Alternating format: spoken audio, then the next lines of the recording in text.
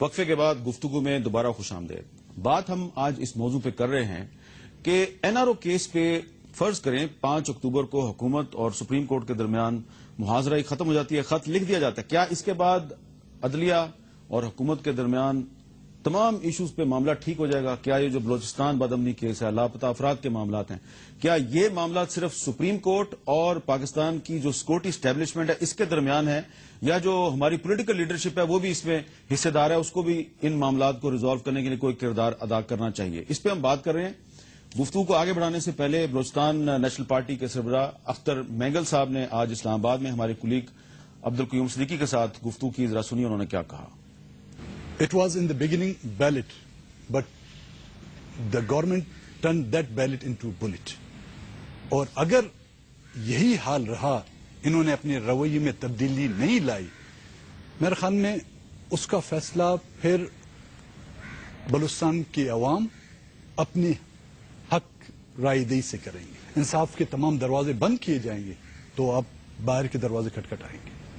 اس کا کیا مطلب ہے ثناء اللہ بلوچ صاحب کہ اگر انصاف کے تمام دروازے بند کیے جائیں گے پھر آپ باہر کے دروازے کھٹکھٹائیں گے؟ تو باہر کے دروازے تو کھٹکھٹائے جا رہے ہیں نا. یہ جو یو این کا ورکنگ گروپ ہے لاپتہ افراد کے معاملے, تو اس میں آپ کی پارٹی کے بہت سے لوگ اس کے سامنے پیش ہوئے ہیں. حامد میر صاحب دیکھیں, ریاست کس چیز کا نام ہے؟ ریاست میں جب انسٹیٹیوشنز بنتے ہیں یہ ایک سب کے کولیکٹیو انٹرسٹ کے لیے بنتا ہے. کسی ایک طبقے کے, ایک نسل کے, ایک علاقے کے مفاد کے لیے ریاست نہیں بنائی جاتی. جب ایز اے سٹیزن ہم اپنا کہتے ہیں کہ ہم پاکستان میں شامل ہوئے ہیں, تو پاکستان میں جب ہمارے آباء و اجداد شامل ہوئے تھے وہ کچھ اپنے ساتھ کچھ ان کی خواہشات, کچھ ان کے اپنے انٹرسٹ ہمارے تھے کہ ہمارے ان انٹرسٹ کو جو ہے یہاں پہ سیف گارڈ کیا جائے گا. لیکن انفارچونیٹلی پاکستان کے اندر سارے انسٹیٹیوشنز نے مطلب یہ کہ ریپیٹڈلی اب ریگولرلی کنٹینیوسلی کوئی 60-65 سالوں سے کسی بھی انسٹیٹیوشن نے, جو پہلے بھی میں نے ذکر کیا, جب دروازے کٹکھٹانے سے مراد یہ ہے کہ پارلیمنٹ میں گئے تو جی جواب یہی آتا ہے کہ آپ کی تعداد کم ہے, آپ کے 17 ایم پی ہیں, آپ کے 17 ایم این اے ہیں, 16 سینیٹر ہیں, فلانا ہے, تو آپ لہذا اس سسٹم میں فٹ نہیں بیٹھتے. سپریم کورٹ اس سے پہلے بڑا بہت ہی اپنی افادیت اتنی زیادہ اس کی نہیں تھی. پاکستان واحد ملک ہے جہاں پہ کانسٹیٹیوشنل کورٹ نہیں ہے. کانسٹیٹیوشن ہمیشہ سے ویسے ہی کانسٹیٹیوشن کی کوئی پامال کیا گیا ملٹری ڈکٹیٹرز نے. تو جب یہ پاکستان کے اندر آپ کو انصاف نہیں ملتا, یہ جو اسٹیبلشڈ ادارے ہیں, یہ ان کے دروازے کٹکھٹانے کا مقصد یہ نہیں ہے, یہ ہمارا رائٹ ہے, کیونکہ پاکستان خود سگنیٹری ہے یونائٹڈ نیشن کا, اور یونائٹڈ نیشن کے ہیومن رائٹس کونسل میں پاکستان نے ایز اے سگنیٹری یہ کمٹمنٹ کی ہے کہ میں پاکستان کے شہریوں کو لاپتہ نہیں کروں گا, میں پاکستان کے شہریوں کو ان کے آئینی حقوق سے محروم نہیں رکھوں گا, میں پاکستان کے شہریوں کو پانی سے محروم نہیں رکھوں گا, میں پاکستان کے شہریوں کو بجلی سے محروم نہیں رکھوں گا, پاکستان کے شہریوں کو جو ہے تعلیم سے محروم نہیں رکھوں گا. یومن ابھی 2011 اپنا یو این ڈی پی کی رپورٹ آئی ہے بلوچستان کی ملینیم ڈیولپمنٹ گول کی. حامد میر صاحب اگر آپ رپورٹ دیکھیں, آپ بلوچستان کی جو صورتحال ہے 1980 کے ایتھوپیا سے بدتر ہے. میں صومالیہ میں بھی کانسٹیٹیوشن بنا رہا تھا, اس کا ایڈوائز کر رہا تھا. صومالیہ کے جو سوشل اسٹینڈرڈز ہیں, اسٹیٹکس ہیں, صومالیہ کا کانسٹیٹیوشن آپ نے بنایا ہے؟ میں ایز اے سینئر ایکسپرٹ جو ہے سینئر ایڈوائزر تھا یونائٹڈ نیشن کے ساتھ, میں نے ان کو ٹیکنیکل سپورٹ فراہم کیا. تو وہاں کے جو سوشل اسٹینڈرڈز ہیں, حالانکہ ابھی اتنی سول وار ادھر چل رہی ہے, لیکن وہاں پر انفینٹ موٹیلٹی بلوچستان سے بہت بہتر ہے. وہاں پر تعلیم بلوچوں جو وہاں کے صومالیہ کے لوگوں کا جو ایجوکیشن کا لٹریسی ریٹ ہے بلوچستان سے کئی درجے بہتر ہے. وہاں پر جو اکنامیکل اسٹینڈرڈز ہیں وہ بلوچستان سے بہت بہتر ہیں. بلوچستان میں یہ ابھی ہیومن ڈیولپمنٹ رپورٹ ہے, ابھی آپ ویب سائٹ پہ جائیں ڈاؤن لوڈ کر سکتے ہیں, 2011 کی یہ اس کی رپورٹ ہے کہ بلوچستان میں 60% لوگ غذائی غربت کا شکار ہیں. میں مالی غربت کا شکار نہیں, کہ یعنی 60% لوگوں کو مکمل غذائی کھانا بھی فراہم نہیں ہے. تو آپ اندازہ لگائیں کہ میں اتنے امیر ترین خطے کا مالک ہونے کے باوجود پاکستان ہمیں تعلیم نہیں دیتا, ہمیں سپاہیاں بیچتا ہے. We need teachers not soldiers. ہم اس وقت بھی میں یہ بات کہہ رہا تھا, ہمیں کنٹونمنٹ کی نہیں یونیورسٹی کی ضرورت ہے, ہمیں ٹیکنیکل.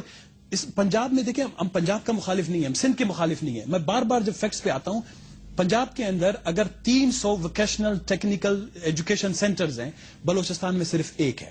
یونیورسٹیوں کی تعداد دیکھیں. اسی جب ہم بات کہتے ہیں جی آپ کو ہم نے حکومت دی ہے, آپ کے نمائندے ہیں, آپ کے نواب ہیں, سردار ہے. بھائی میرے یہ سرداروں کے منہ میں جو یہ دولت ہے, یہ رشوت ہے, یہ کرپشن ہے, انسٹیٹیوشنلائز کرپشن, انسٹیٹیوشنلائز کرمنلائزیشن میری سوسائٹی میں.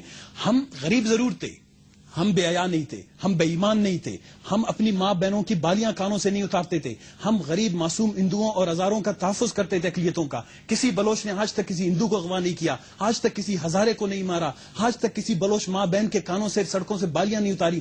یہ 10 سال کے اندر جو بلوچستان کے اندر انسٹیٹیوشنلائز کرمنلائزیشن ہو رہی ہے, اس کا ذمہ دار کون ہے؟ جی اس کا ذمہ دار تو اسی لیے سردار اختر مینگل صاحب کہتے ہیں کہ آپ نے ہمارے اندر بجائے میں انصاف دینے کے مزید ہماری سوسائٹی کو تباہ و برباد کرنے کے آپ درپے ہیں. تو لہذا ہم دنیا کے بھی شہری ہیں, صرف پاکستان کے شہری نہیں ہیں. ایز اے ہیومن یہ ہمارا ہیومن رائٹس ہے, یہ ہمارا یونیورسل رائٹ ہے کہ دنیا میں کہیں بھی انصاف کے لیے کوئی دروازہ ہے, کوئی قانون ہے, کوئی آئین ہے, ہم اس کے پاس جائیں گے. جی خرم دستگیر خان صاحب, تو پھر اس انٹرنیشنل رائٹ کی روشنی میں جو یو این کا ورکنگ گروپ پاکستان آیا, اس کے سامنے اگر یہ پیش ہو کے کوئی بات کرتے ہیں تو ہم کیا ان پہ تنقید کریں یا ان کی بات تائید ضرور کریں. دیکھیں نا, ہیومن جو یو این کا ابھی ہیومن رائٹس گروپ آیا تھا, اس سے پہلے human rights commission of Pakistan نے ایک بڑی تفصیلی 170 صفحے کی رپورٹ جو ہے انہی سارے ایشوز کے اوپر پبلش کی ہے. اور اگر ہمیں پاکستان کا ہیومن رائٹس کمیشن جو ہے اس کی کئی زیادہ سمپتی ہے اپنے لوگوں کے ساتھ, لیکن ایشو میں بلوچ صاحب کی تمام باتوں کا انتہائی احترام کرتے ہوئے, لیکن بہرحال اب جو محرومی کا نیریٹو ہے کم از کم وسائل کے حوالے سے وہ نہیں رہنا چاہیے. دیکھیں میں نے کہا صرف پنجاب نے اپنے حصے میں وڈرا کیا نیشنل فائنانس کمیشن میں کہ 12 ارب روپے ہم نے کہا کہ ہم بلوچستان کو دینے چاہیے, وہ ہمارے بھائی ہیں اور وہ ان کا حق ہے.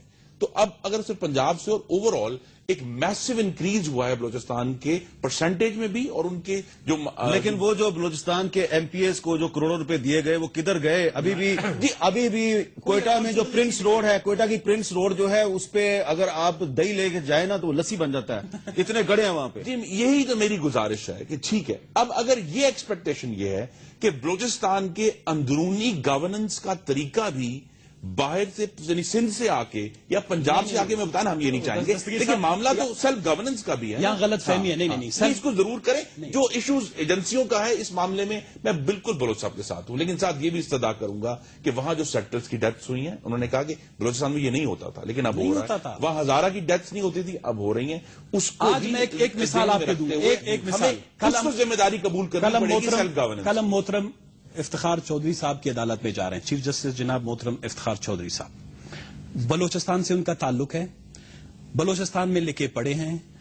بلوچستان میں انہوں نے جب نواب اکبر خان بگٹی دیکھیں کہتے ہیں کہ جی سیٹلر ہم نے سر آنکھوں پہ رکھا ہے. بلوچستان میں آج بھی سب سے زیادہ کوئلہ کے جو کان ہیں وہ پنجابی سیٹلرز کو الاٹ ہوئے ہیں. 1971 سے پہلے وہ بلوچوں کے پاس نہیں ہے.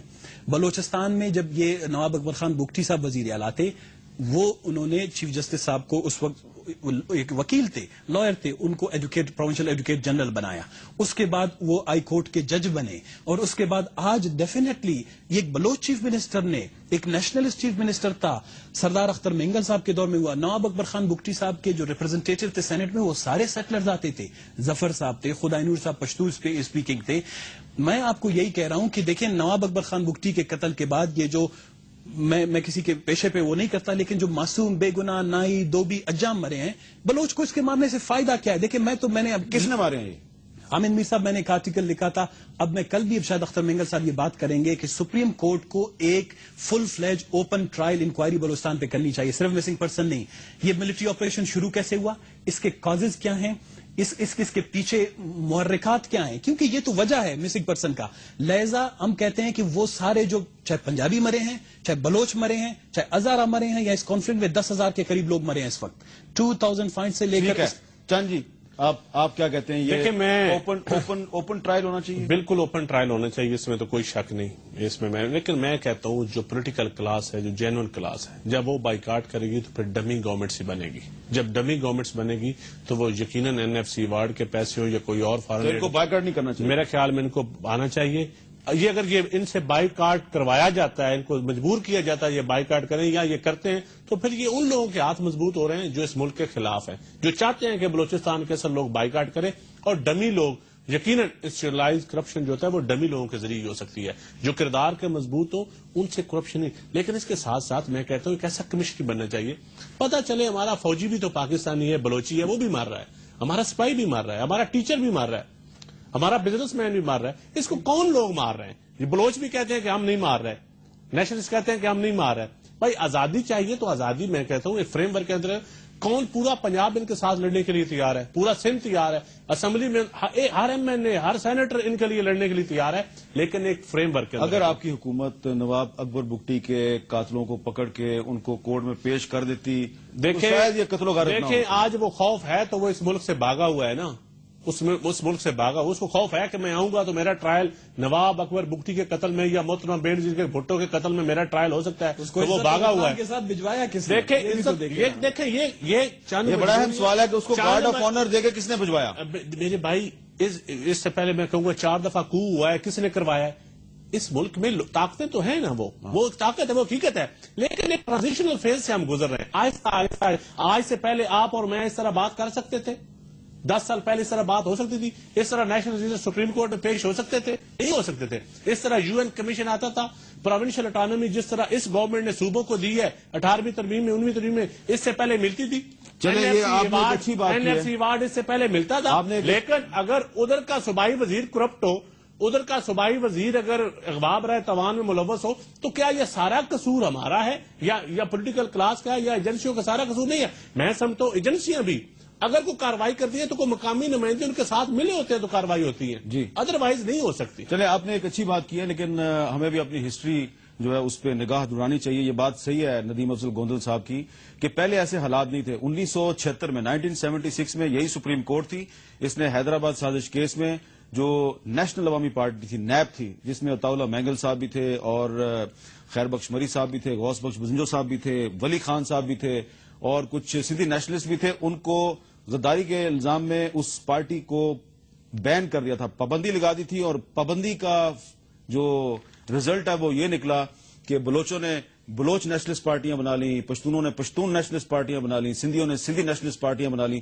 تو سپریم کورٹ نے جو پابندی لگائی تھی اس کا بہت نقصان ہوا. لیکن آج یہی بلوچ نیشنلسٹ سپریم کورٹ میں کل پیش ہو رہے ہیں.